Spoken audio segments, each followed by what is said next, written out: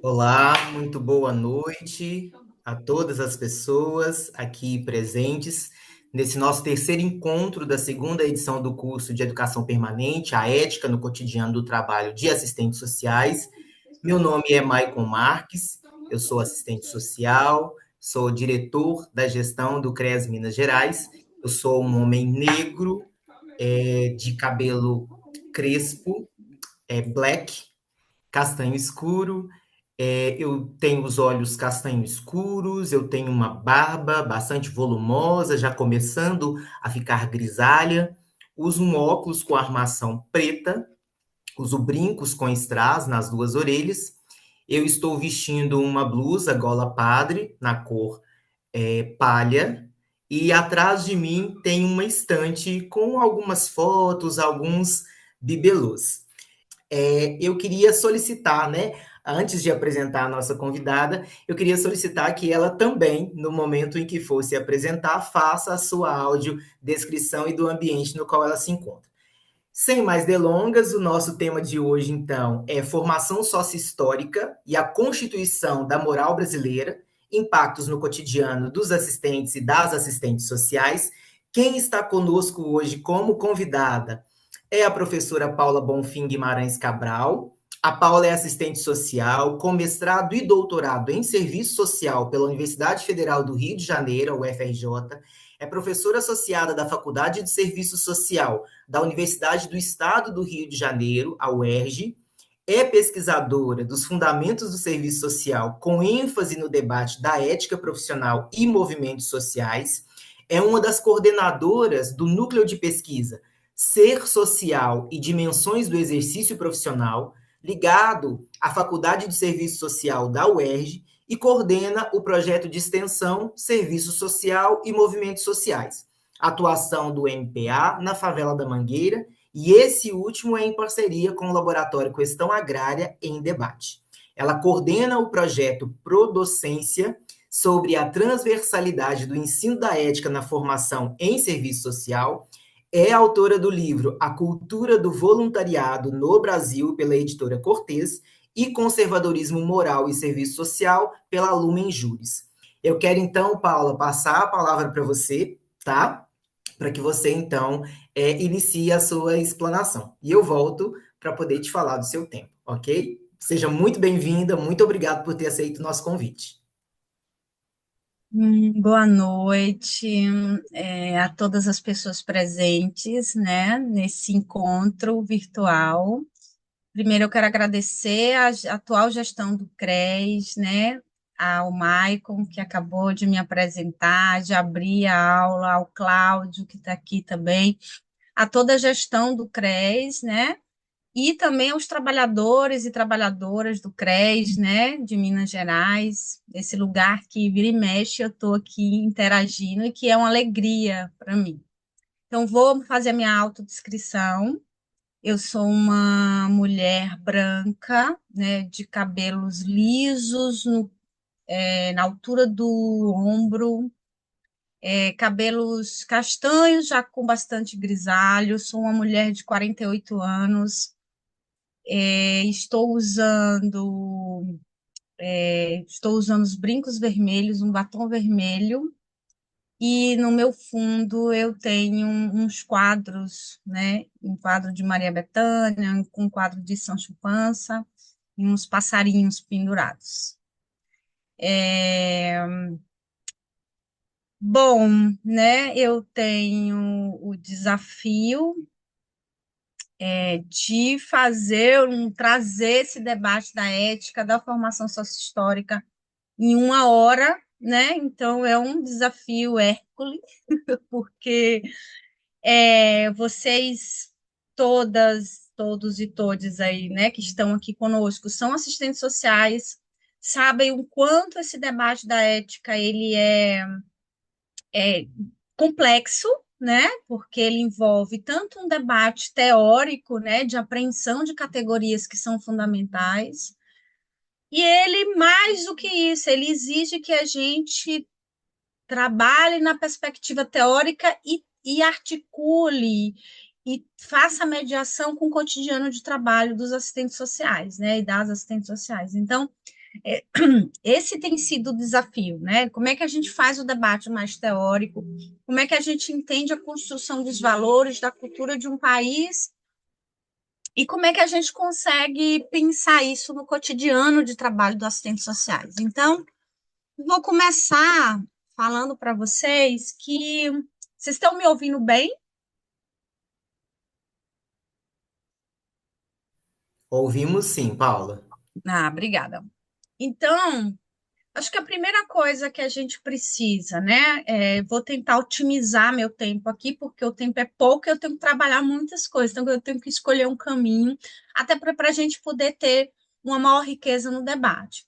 Então, percebam, quando a gente discute ética profissional, a gente faz um caminho, né? Todas e todos, todas as pessoas aqui discutiram o debate da ética profissional e geralmente a gente, eu sou professora de ética, a gente faz um percurso que primeiro a gente discute os fundamentos da ética, né? Então, e aí a gente tem as referências importantes, eu não vou conseguir aprofundar, mas eu vou trazer aqui quais são os pressupostos que nós, assistentes sociais, que bebemos de uma teoria social crítica, marxista, utilizamos para pensar a ética profissional, a ética no geral e a ética profissional.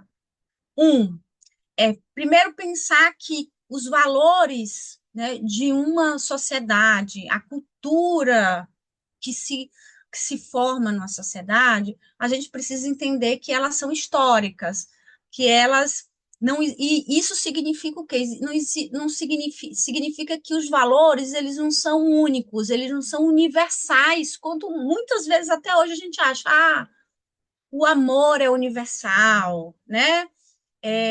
Tem coisas que a gente acha que são universais e não são. Todas elas são históricas. Valores de cuidado, valores de equidade, de igualdade, de solidariedade, de fraternidade.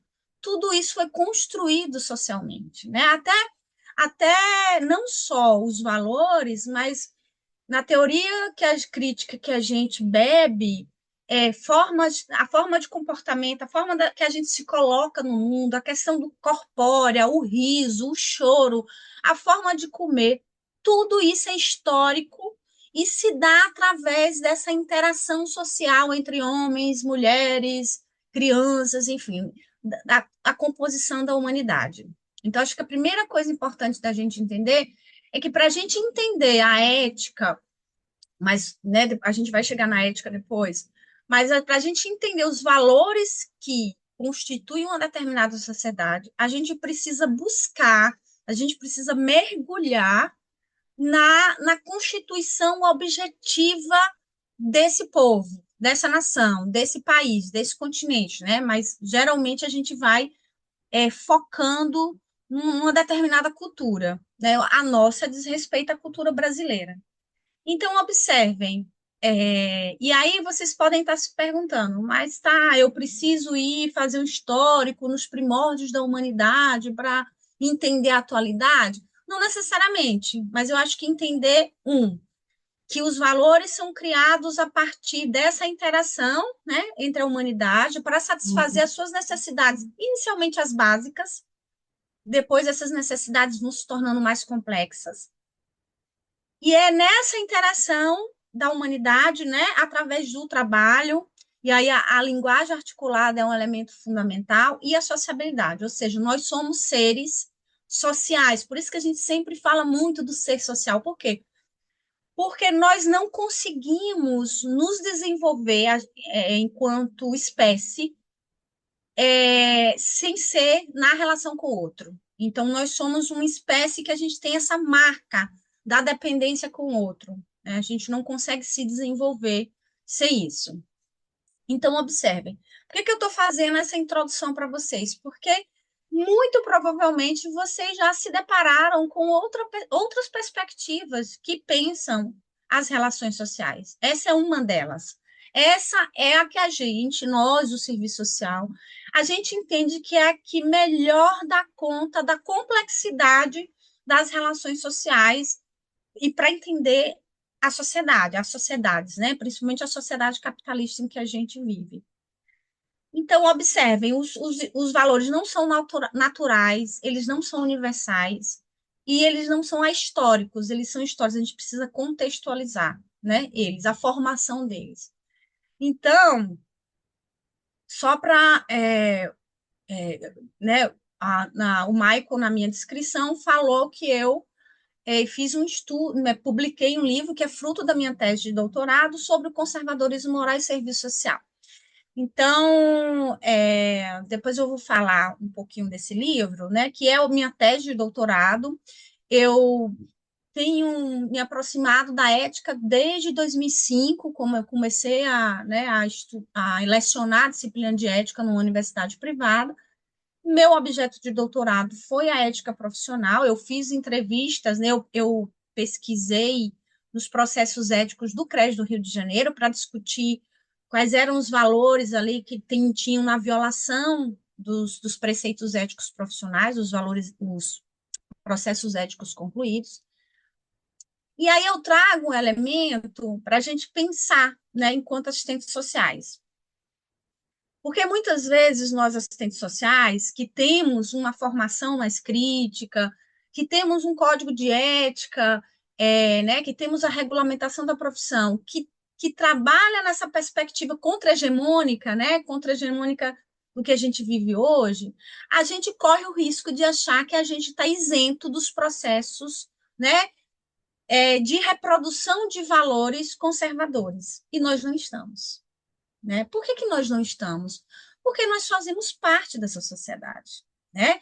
A gente, antes da gente virar assistente social, né, da gente terminar a formatura, nós fomos seres humanos que temos uma história num lugar, num território, né, com uma cultura religiosa específica, com um local onde as relações de gênero e raciais estavam estabelecidas, muitas vezes de forma naturalizada. Então, todas nós, né, todos nós, vamos introjetar esses valores, né, que são forjados na formação sociohistórica do Brasil. Então, nós não estamos ilesos a esses processos, a gente faz parte dessa sociedade, e por isso que muitas vezes, quando a gente chega no serviço social, a gente já toma aquele choque de realidade, assim, porque a gente começa a discutir, a conversar, a ouvir professores, estudantes, discutindo questões que muitas vezes para nós era natural, né? Porque os valores, quando eles se tornam hegemônicos, eles são naturalizados. Então, é por isso que, por exemplo, a gente tem na nossa sociedade, por isso que a gente é uma sociedade racista. Por quê? Porque valores racistas foram introjetados nessa sociedade para todos e todas, né? É, desde que a gente nasceu, né? Porque a gente já chega num país com essa Constituição. Então, por isso que no meu doutorado eu faço esse caminho. Eu digo assim, eu vou discutir o serviço social, mas eu preciso entender, eu preciso beber da formação sociohistórica do Brasil, né, de forma mais aprofundada, para poder entender quais são os valores dominantes e como é que a gente reproduz eles nessa sociedade e como é que isso vai aparecer no serviço social. Então, é um pouco esse caminho, né, que eu fiz. E aí, eu falei isso do... E aí eu já faço autocrítica, assim, o meu último livro, ele está esgotado, que eu publiquei pela Lumen Juris, e depois a Lumen Juris teve um problema, ela tinha uma edição, um setor só de publicação de serviço social, aí teve um problema, fechou esse setor, e eu não republiquei. E eu estou com esse projeto de fazer uma segunda edição atualizada. E aí eu já faço autocrítica, que depois de um bom tempo... E aí eu acho que esse é um bom exemplo de revisitar valores e de revisitar também epistemologias, enfim, formas de conhecer a realidade. Por que eu estou falando isso? Porque eu acho que a minha tese ainda é muito válida, né? Ela é muito ainda atual, ainda que eu tenha terminado o meu doutorado em 2012, né? Ou seja, já tem bastante tempo. Ela é atual, mas depois de tanto tempo eu percebo, e aí Eu acho que a ABEPS, o conjunto Cefecres e a ABEPS tem há várias gestões esse desafio da gente trazer o debate racial, étnico, para dentro do serviço social de forma mais séria, né, mais responsável. E aí eu começo a perceber, né, com as gestões da ABEPS, com esse debate étnico-racial na formação, eu começo a perceber como o meu mergulho na formação sociohistórica, ele é um mergulho que não se utilizou de muitas fontes importantes e relevantes. Algumas que eu já conhecia, como Clóvis Moura, Lélia Gonzalez, enfim. Eu fui nos clássicos, mas tem o Abdias de Nascimento, tem clássicos que não são reconhecidos historicamente, hegemonicamente no Brasil e na academia, e que são fundamentais para pensar o Brasil. Então, vejam, eu já faço esse processo de autocrítica, que no meu trabalho, que na minha pesquisa, ela tem fragilidades por conta de vista de que eu precisava ter bebido e muitos autores que eu não fiz. Né? Então, eu estou tentando fazer essa atualização com isso. E depois eu fui conhecendo outras coisas, depois eu vou falar do projeto Quirino, e aí eu me deparei com muitos historiadores, antropólogos, estudiosos, né, do Brasil que eu não conhecia e que vão trazer uma outra história do Brasil, né, que não necessariamente se choca com esses autores mais clássicos do Brasil,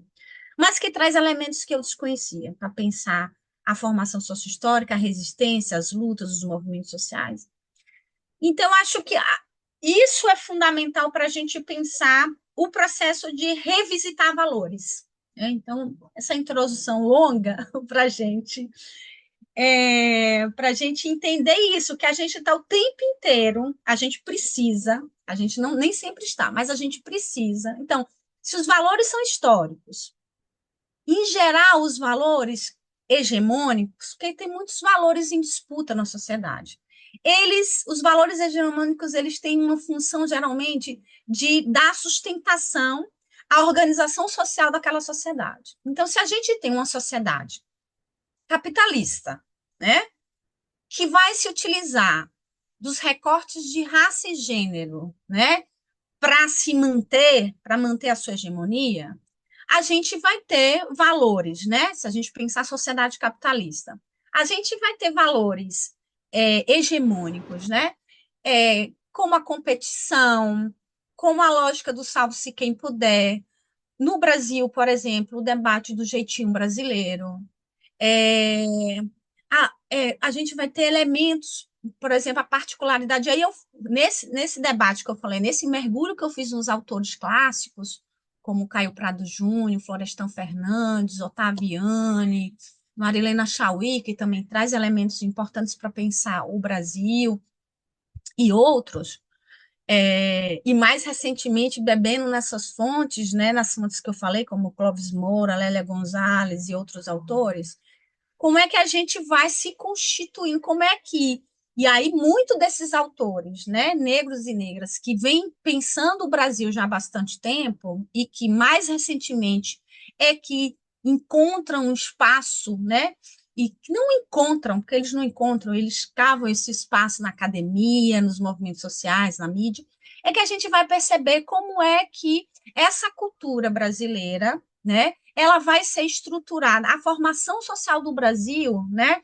com a colonização, com a escravização, né, com essa dependência do mercado externo, que se dá até hoje, né, pela produção de alimentos. Então, se vocês observarem, a gente não mudou muita coisa do ponto de vista do monopólio da terra, da produção em larga escala para abastecer o mercado externo, né? Se a gente pensar o início da colonização e todo o Brasil, a gente vai entender que a lógica permanece a mesma, né? Então, hoje o nosso produto interno bruto, ele essencialmente é composto, né, pela exportação de grãos, de carne bovina, de carne suína, de frango, agora de ovo, né? Então, basicamente isso. E aí tem todo um debate que eu não vou nem chegar porque não dá, de como isso também vai impactar toda a questão climática, de solo, enfim. Isso aí também faz parte, né? Mas para a gente entender por que se naturalizou valores como se criminalizar movimentos sociais, onde se está buscando, né, se lutando pelo acesso à terra, né? Muitos de vocês sabem que, por exemplo, a reforma agrária aqui no Brasil parece ser algo de comunista, né, de invasores. A reforma agrária para muitos países capitalistas foi a condição para o desenvolvimento capitalista. Né? Então, percebam que em cada sociedade, em cada sociabilidade, né, esses processos eles vão tomando um sentido diferente. Então, por isso que a gente discute na formação de valores, como é que a gente vai valorando que algo é bom e que algo é ruim. Por que que a gente, quando eu falo a gente, estou falando sociedade brasileira, por que que a sociedade brasileira vê, valora tão negativamente os movimentos sociais, principalmente os movimentos sociais ligados à terra? Porque nós somos um país, né, onde você teve verdadeiramente uma invasão, né, por parte dos portugueses, né, holandeses, franceses, é, uma apropriação desse território, né, um saque desse território durante séculos, né, mas isso se deu de uma forma que para as elites isso não era um problema, mas quando se começou a se debater e a se reivindicar, né, a distribuição mais igualitária da terra, isso é visto como um problema, isso é visto como uma afronta, como se os grandes proprietários de terra tivessem adquirido essas terras de forma lícita ou de forma fruto do seu suor, do seu trabalho. Né? E se a gente vai estudar a história do Brasil, a gente vai perceber que não, né? A gente vai perceber que né, a elite brasileira ela está amparada nesses processos, né, de que foram a divisão das capitanias hereditárias, a apropriação de grandes latifúndios e do processo de herança que vai se dando dentro das famílias no Brasil. Então, acho que isso é importante da gente entender. Uma outra coisa para a gente entender a atualidade a partir do passado é pensar como, por exemplo, no Brasil, mas não só, nos países capitalistas, a lógica da preguiça é algo completamente é, condenável, né? Principalmente porque aí algumas religiões elas vão ter um papel importante também nesse processo de alienação moral, de alienação pelo trabalho. Então, vejam, por isso que, historicamente, os indígenas, né, eles são, não só os indígenas, mas também a população africana escravizada, que resistiu a todas as formas de violência de trabalho, e que resistia, muitas vezes, né, no boicote ao trabalho, eles são vistos de forma depreciativa, né? São preguiçosos, são indolentes, não gostam de trabalhar. E perceba, eu não sei se alguns de vocês ou algumas de vocês estão pensando, principalmente aquelas pessoas que trabalham, né, na assistência social, se a gente for pensar no debate aqui, a questão do Bolsa Família, do acesso às políticas de assistência, quantas pessoas vocês já ouviram em conversas com próprios assistentes sociais de dizer, olha, essas políticas de assistência deixam o povo preguiçoso, o povo não quer trabalhar. A gente vê essa ideia muito fora do serviço social, mas eu ousaria dizer, arriscaria dizer, que isso também está presente no serviço social. Né? Que muitas de nós olham para esses usuários e dizem, ai, não querem nada da vida, né? Se contentam com tão pouco. E a gente precisa entender de onde vem isso, né? especialmente de uma profissão como nós, que tem o seu público-alvo, né, muito nessa população, que precisa, né, e que não é só que precisa, que tem direito a essa assistência, né, esse direito à assistência social. Mas, e aí tem todo um debate, por isso, eu sou do interior, não sei se vocês já observaram que eu moro no Rio de Janeiro há 23 anos, mas eu sou baiana, do interior da Bahia, do Sertão. E na minha cidade, né, eu consegui pegar ali o início, eu cheguei no Rio em 2001, 2001, E eu lembro que isso é o processo de implementação da Política Nacional de Assistência Social, tal. E eu consigo analisar esse trajeto, né? Como é que muda as relações no interior a partir da política de assistência social, né? Depois eu queria ouvir vocês um pouco. Muda por quê? Porque nas sociedades de interior, pequenas, a valorização do trabalho, principalmente do trabalho doméstico, da mulher, da empregada doméstica, que geralmente é a mulher negra, era completamente, essas pessoas se submetiam a qualquer coisa, né, para poder sobreviver. Com a política de assistência, isso muda, isso traz um impacto, né? As pessoas não se sujeitam. Eu lembro que quando eu saí de Salvador, eu acho que a diária em Bonfim era tipo assim, R$ 20, R$ 50, né? A política de assistência traz um impacto positivo nessas relações, no sentido de dizer, olha, eu não vou me submeter a 8 horas de trabalho para ganhar R$ 50, né? Porque hoje eu já consigo, né? Eu tenho direito a uma política, né? Que me permite fazer outras coisas, que permite que meus filhos estudam, que me permite que os meus filhos não virem empregadas domésticas, porque ainda tem isso, né?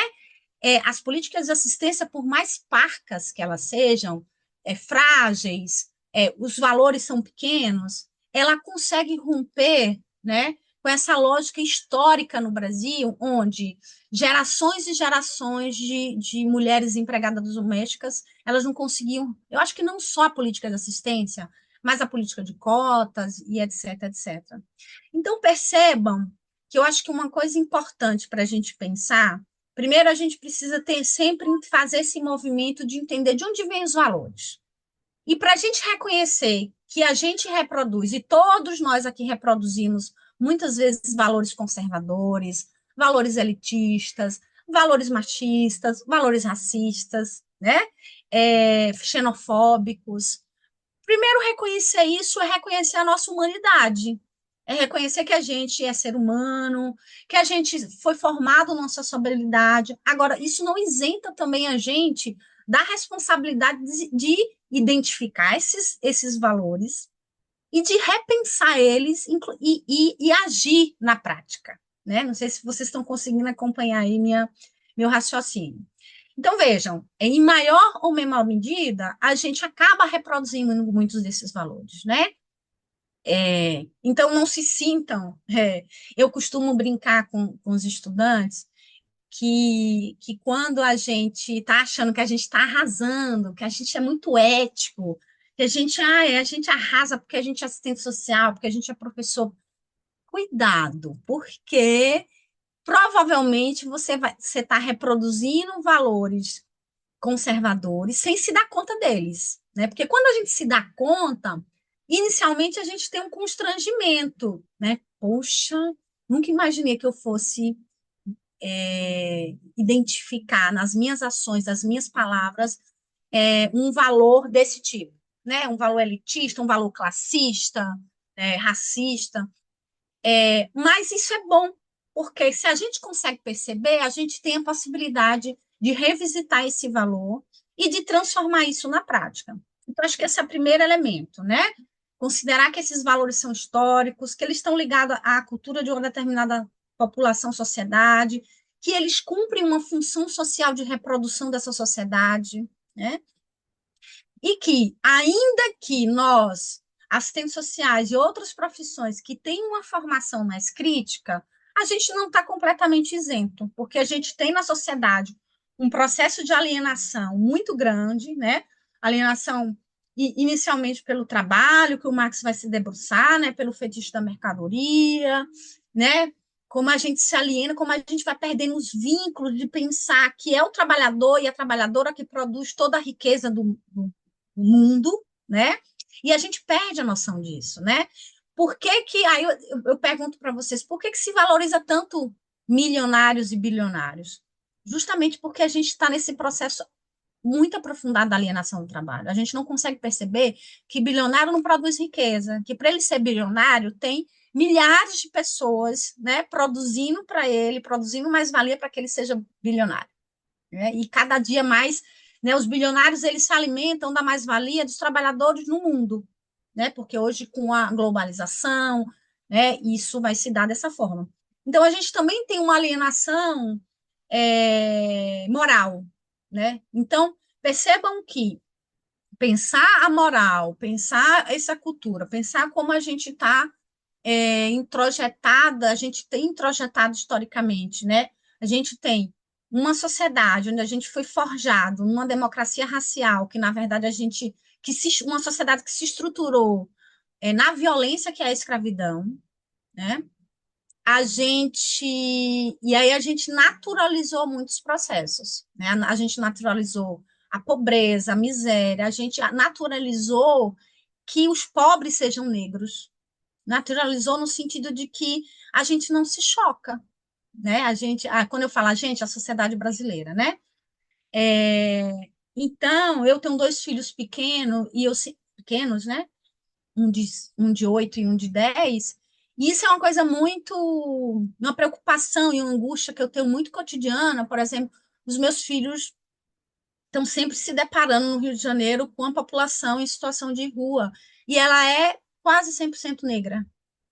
Então, eu fico me perguntando como é que eu trago esse assunto para os meus filhos, para eles não naturalizarem, né, que essas pessoas que estão na rua, que são negras, não é um problema delas, não é um problema, né, da cor delas, né? Então, por quê?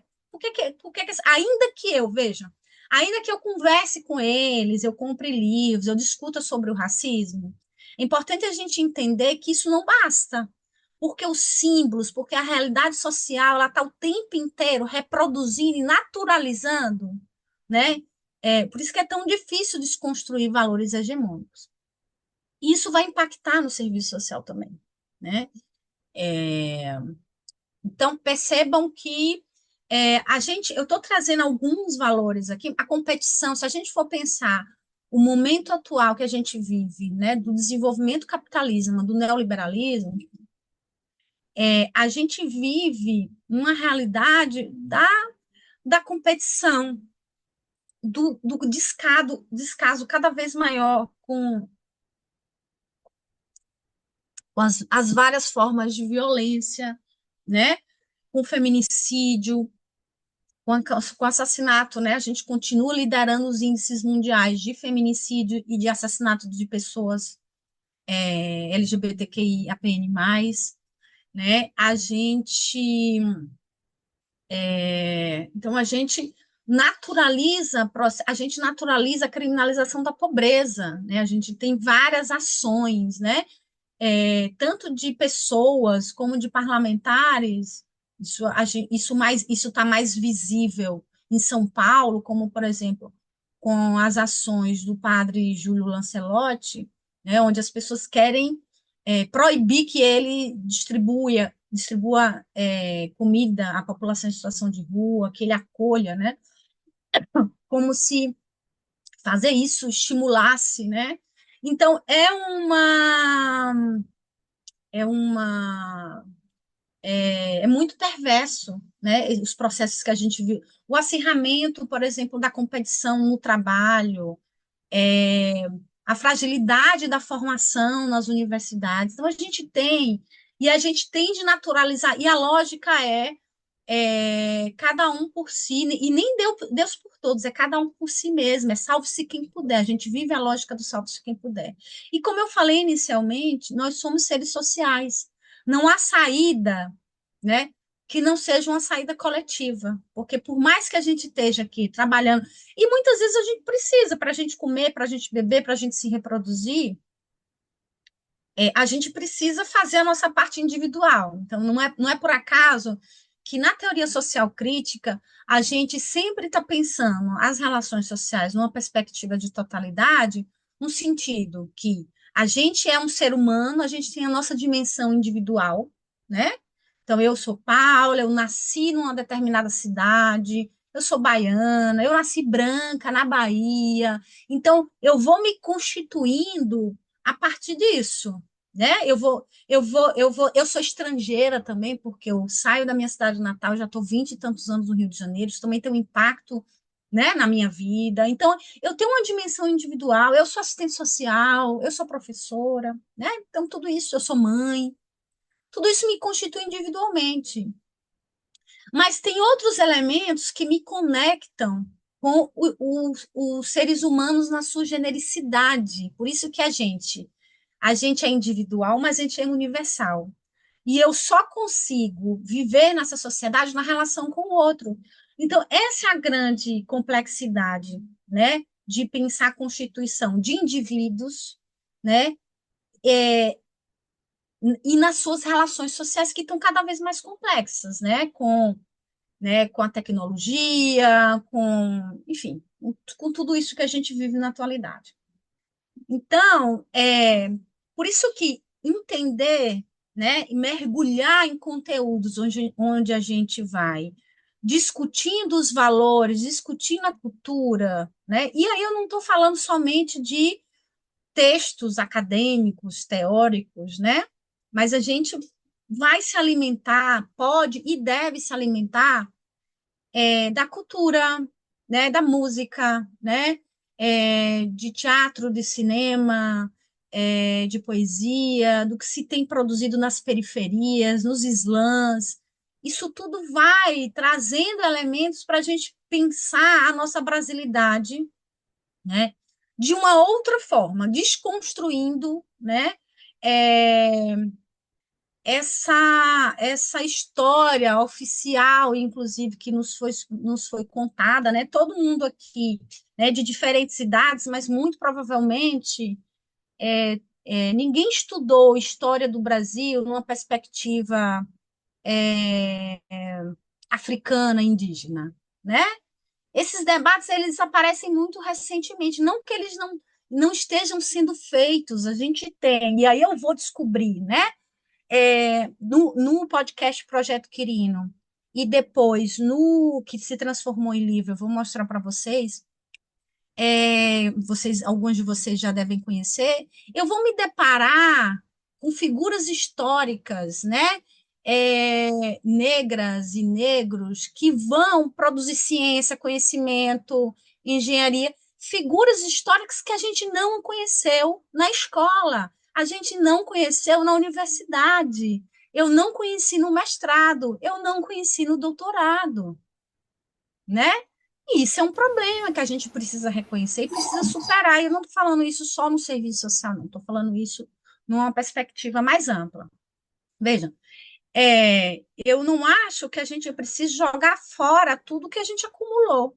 Eu acho que a gente precisa trazer autores que vão debater, discutir e integrar outros olhares, e não só olhares, mas outras contribuições e trazer figuras que foram fundamentais e apagadas da história do Brasil, né? Então, e para a gente fazer isso, né? E para a gente entender porque, e aí eu queria ouvir vocês para saber em que medida vocês que estão no cotidiano de trabalho dos assistentes sociais, lá na execução, na ponta, como a gente costuma dizer, como é que vocês percebem esses valores nesse cotidiano profissional, né? Tanto do ponto de vista da equipe, como dos usuários, usuárias, da própria equipe de serviço social. Desculpem, gente, eu estou um pouco gripada. E aí eu posso falar um pouco, se vocês me perguntarem como é que você vê isso na universidade, eu vejo de muitas formas, né? Eu vejo uma universidade que ainda é um lugar privilegiado, né? Um lugar que ainda, apesar das cotas, é ainda um local elitista, racista, muitas vezes, né? Classista, né? ela está se transformando cada vez mais numa universidade popular, mas ainda a gente tem essa marca, né, de produções científicas essencialmente de homens, né? A gente ainda tem, né, uma universidade que geralmente a gente diz, a universidade pública, é uma universidade, mas não, as universidades elas têm uma marca ainda muito hierárquica e estrutural, né, e que reproduz muitas lógicas, a lógica, né, bancária, né, do depósito, e não da formação crítica. Né? E aí eu queria depois ouvir vocês um pouco como é que isso se apresenta, né, na execução de diversas políticas públicas ou privadas que os assistentes sociais têm. Então, são muitas formas, né? São muitas formas e, inclusive, um outro questionamento que eu tenho feito, né, é que muitas vezes nós, assistentes sociais, né, que somos majoritariamente mulheres e majoritariamente mulheres negras, né, a gente tem aquele levantamento do Cefes, que eu não lembro de que ano, mas é relativamente recente, acho que o Maicon e o Cláudio podem me ajudar de que ano é, e que vão mostrar esse perfil dos assistentes sociais hoje, né? E como muitas vezes nós assistentes sociais que atendemos majoritariamente mulheres negras, a gente também tem uma pegada machista, né, sexista com essas mulheres, de criminalização, de moralização dos seus comportamentos, né? Então a gente tende a reproduzir. Então isso é uma grande contradição, mas por quê? Porque nós somos mulheres que reproduzimos o machismo, né? Ainda que esse machismo nos desfavoreça. Né? Então, eu estou partindo aqui, né? Eu sei que tem um debate, inclusive, sobre isso, né? Inclusive no debate étnico-racial, né? Muitas teorias, muitos movimentos vão dizer que a população negra não pode ser considerada racista, porque elas são elas que sofrem o racismo, né? Mas a gente pode pensar isso também do ponto de vista da alienação. O próprio trabalhador, né, nós trabalhadores, a gente reproduz a lógica capitalista. E essa lógica capitalista também nos fragiliza, nos faz passar fome, tira a nossa mais-valia, tira a nossa saúde, tira a nossa sanidade mental. E ainda assim, muitos de nós trabalhadores, a gente continua fazendo o quê? Defendendo esse sistema. Então, faz parte do processo de alienação que nós reproduzamos esses valores, ainda que inconscientemente. Por quê? Porque ele é hegemônico, porque é ele que dá sustentação ao funcionamento dessa sociedade, né? Então, muitas das vezes, nós assistentes sociais que estamos no cotidiano de trabalho, vamos reproduzir. Recentemente, eu tenho um projeto de extensão, como se falou, né? Que fala, que é Movimento Social e Serviço Social. E nós temos uma aluna que ela terminou e ela está trabalhando na Mangueira. Ela foi desse projeto, está trabalhando na Mangueira. E essa semana a gente estava discutindo hoje, ela está com estagiária. Ela é recém-formada, nossa, lá. E ela está com estagiária. E aí ela falou, ai, eu quase tive um troço, porque a minha estagiária, que é de uma universidade privada, mas eu acho que não importa, poderia ser uma universidade pública, ela chegou falando, e aí o debate era como acessar os jovens da favela, né, que se envolvem com tráfico e tal. E aí há muitas ONGs, né, oferecem cursos e tal, e aí a estagiária estava dizendo, esses adolescentes das favelas só querem fazer curso com com uma bolsa, com alguma coisa em troca. E eu estava discutindo com ela que não é bem assim. Aí eu perguntei para a assistente social, né, que era do projeto, falei, sim, mas qual o problema, assim, de querer um, algo, né? Vejam, essa população é uma população historicamente excluída, sem dinheiro, nem para comer, às vezes não tem. E qual o problema desse jovem querer um estágio, querer uma capacitação e ter uma bolsa? Não. Então, vejam, quando a gente consegue perceber que aí tem um problema, né? Porque se fosse alguém de classe média, né, que quer um estágio remunerado, dificilmente as pessoas olham com o olho, né, com um olhar de dizer, tá vendo? Só quer porque é remunerado. Mas porque o jovem da favela, né, se coloca para ele de que ele é interesseiro, que ele só quer se capacitar, e geralmente essas capacitações são capacitações, eu acho que é outra coisa que a gente precisa discutir, né? Muitas vezes esses jovens não querem a capacitação para cabeleireiro, para manicure, para. Por que eles não querem? A gente precisa se perguntar para isso. É só, né? Por que para a população pobre, periférica e favelada, o que chega é só esse tipo de curso? Veja, eu não estou desmerecendo essas profissões, não, tá, gente? Não é sobre isso, né? Mas eu acho que a gente precisa entender por que que muitas vezes, né, esse jovem quer, se dispõe a fazer a capacitação, mas ele quer algo em troca porque ele precisa sobreviver.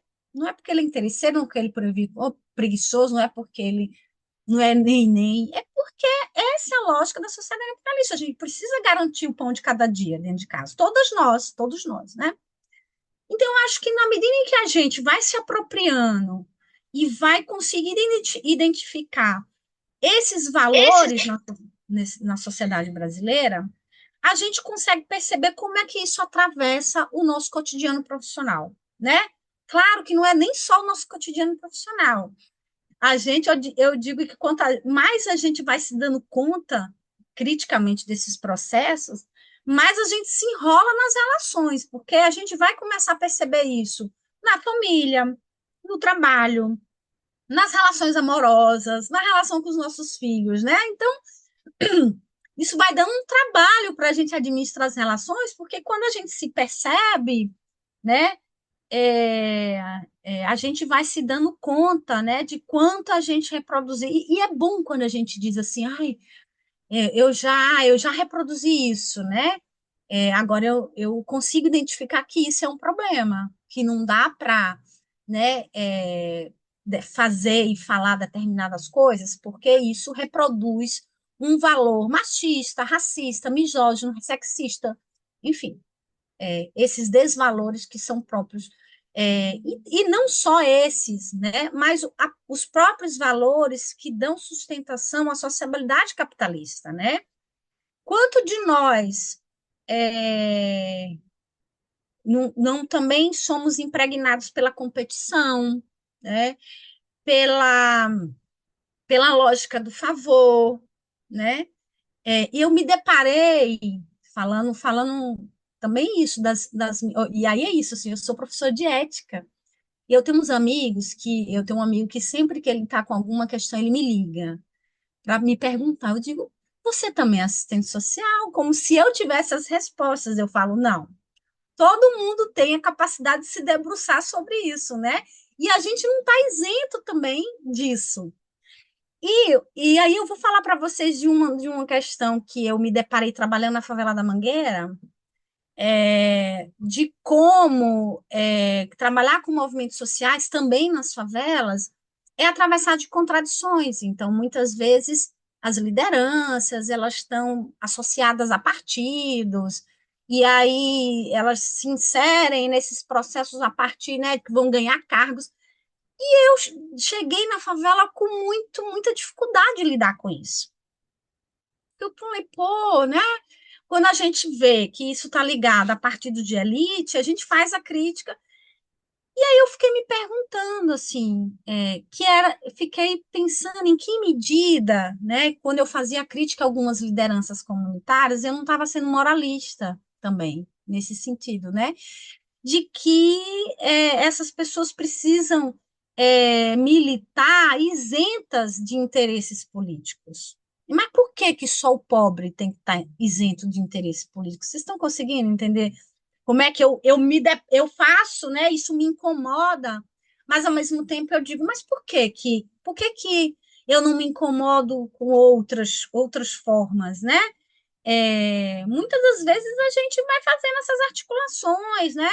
É, uma amiga minha me convida para escrever um livro, tá? Reconhece o meu valor, mas tem essas relações, né? Por que que eu estou fazendo esse julgamento moral dessa liderança política? Então, veja, no cotidiano profissional, identificar, se perguntar, se incomodar, é fundamental para a gente identificar em que medida esses valores não confluem, né, para a moral dominante, né? E aí eu estava falando inicialmente para vocês dessa questão de sermos assistentes sociais, trabalharmos com mulheres, né? Em que medida a gente não reproduz também essa lógica de punição, de culpabilização das mulheres no cuidado com seus filhos. A gente discutiu recentemente sobre negligência. Semestre passado, eu coordenei um curso de extensão que foi sobre conflitos éticos no cotidiano profissional, e a gente trouxe várias assistentes sociais para discutir, né? Foi muito incrível e vai virar livro. Depois eu peço para o CRES de Minas Gerais divulgar entre vocês. E um dos exemplos, a gente trouxe, por exemplo, aí eu fiz alguns convites. Um deles era para discutir negligência, né? Como é que negligência ele é um elemento que atravessa o trabalho do profissional de serviço social, seja na justiça, né? Seja nas avaliações, né? Nos pareceres jurídicos para destituição do poder familiar, seja na saúde, né? Quando a gente aciona o conselho tutelar para dizer que uma mãe, geralmente é uma mãe que é negligente. Eu não conheço nenhum processo onde o pai foi acusado de negligência. Se vocês conhecerem, me avisem, porque eu não conheço, né? Então, a negligência, ela sempre está nas costas da mãe. E a negligência, né? E aí, se a gente pensar, e eu fui provocada com essas questões da negligência a partir da leitura e ouvindo o podcast, né, Projeto Querino, onde ele vai dizer, olha, as mães negras, historicamente, é aquelas que perdem os filhos, desde a época da escravidão. Elas eram separadas dos seus filhos, né? Como punição, enfim, por diversos motivos.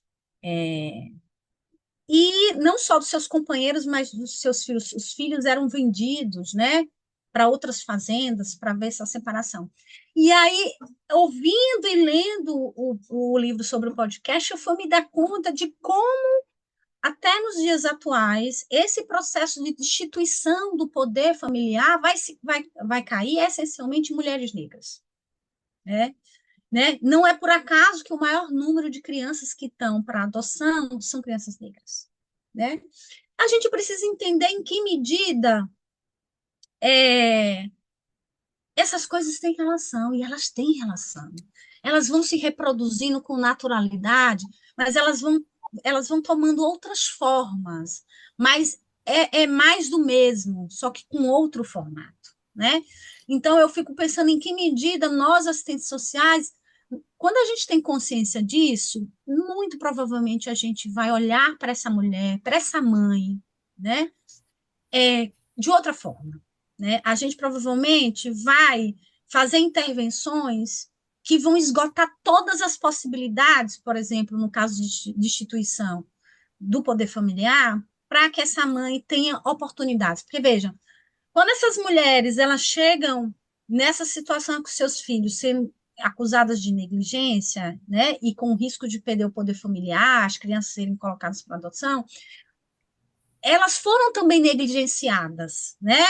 Pelos seus pais, pelos seus familiares, pelos seus companheiros, pelo Estado, né? Só que o auge, quando a gente não consegue perceber isso, a gente não consegue entender esse histórico, né? Dessa mulher e da geração de mulheres da família dela, né? Então, isso é muito importante para a gente tentar, né? Claro que por mais que as políticas de assistência, as políticas que nós, assistentes sociais, trabalhamos na atualidade, sejam muito precárias e muitas vezes a gente se vê em situações que a gente não tem muita coisa para fazer, né? Mas da gente tentar, né, construir, né, estratégias, né, e articulações para que esses processos que são racistas não se perpetuem, né? Porque muitas vezes eles se perpetuam com o nosso aval. E pior, com o nosso aval, com o discurso de que nós estamos garantindo a justiça social, né? Então a gente precisa estar atento a isso, né? E não é fácil, e eu vou dizer para vocês que não é fácil, né? Então, por isso que acumular sobre esses debates, né? é, entender de como o processo de constituição de valores e da cultura, né? Porque a cultura ela vai considerar os valores, as regras, né, as culturas, as várias formas de expressões artísticas, de formas de viver de um povo. Então, quando a gente pensa cultura, a gente pensa mais amplo, né? Como é que ela está sendo forjada? Agora, eu vou dizer também outra coisa, não é só valores ruins, não. Eu acho que o Brasil tem uma particularidade que a gente tem. Eu estava sempre falando para vocês numa moral dominante, né? A moral dominante, ela é a mais forte, digamos assim, da moral que se expressa de forma maior. Mas tem outras morais em disputa, né? Então, não por acaso que a gente tem figuras no Brasil excepcionais que estão em disputa, né? Não só autores negras, indígenas, enfim, não só pessoas brancas também, mas que estão trazendo esse debate e estão mostrando, né, a gente vê a potência, a riqueza do Brasil. Então, é nessa disputa também, é nessa disputa de, de história, de narrativa da história, né, da importância de trazer personagens que são fundamentais para a Constituição desse país, para a gente ter outras referências, né? Para a gente construir uma outra sociabilidade de valorização, por exemplo, da cultura negra, que é de resistência e que ainda hoje é apropriada pelo capitalismo muitas vezes para se ganhar dinheiro, mas ela não é valorizada, principalmente para quem produz essa arte e essa cultura. Então, Professora, oi, tudo... desculpa, é que nós temos só mais fala, 4 minutinhos. Quando chegou a 10, eu ia falar, mas eu não queria cortar seu raciocínio. A gente tem mais tá, 4 minutos, ok? tá bom. Então, e aí vocês podem me perguntar, mas Paula, onde é que entra a história da ética, né? E da ética profissional? Veja, então, fazer esse processo, a primeira coisa para a gente. A ética ela tem uma dimensão teórica e uma dimensão prática. Eu vou usar meus 4 minutos, depois a gente explora isso mais no debate. Teórica no sentido de se debruçar sobre a moral dominante e questioná-la.